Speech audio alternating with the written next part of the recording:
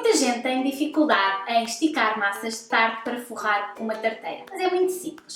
As massas de tarte normalmente são feitas à base de manteiga, ficam muito moles ao ser acabadas de fazer, têm que se levar ao frigorífico cerca de 1 a 2 horas para a manteiga voltar a endurecer e depois deste tempo é que nós vamos esticá-la. Nesta altura ela vai estar assim um pouco mais dura, então o primeiro passo é uniformizá-la um pouquinho com as mãos e formá-la num disco. Não para a voltar a amassar, mas para ela não estar tão compacta que isso ia fazer com que nós, ao irmos esticá-la, ela se quebrasse. Colocamos um pouco de farinha na bancada, depois colocamos o disco de massa, um pouquinho mais de farinha por cima e o truque é esticar uma vez com o rolo e girar a massa cerca de 1/4, 1/8 de volta. Isto vai fazer duas coisas. Primeiro, nós ao esticarmos e girarmos a massa, vamos fazer com que ela mantenha sempre um formato mais ou menos redondo. Isso depois vai nos facilitar forrar a tarteira, mas também vai certificar que a nossa massa não está a pegar à mesa. Então é só isto, esticar, girar, e colocando um pouquinho de farinha se fizer falta, e assim que tivermos a nossa massa com cerca de meio centímetro de espessura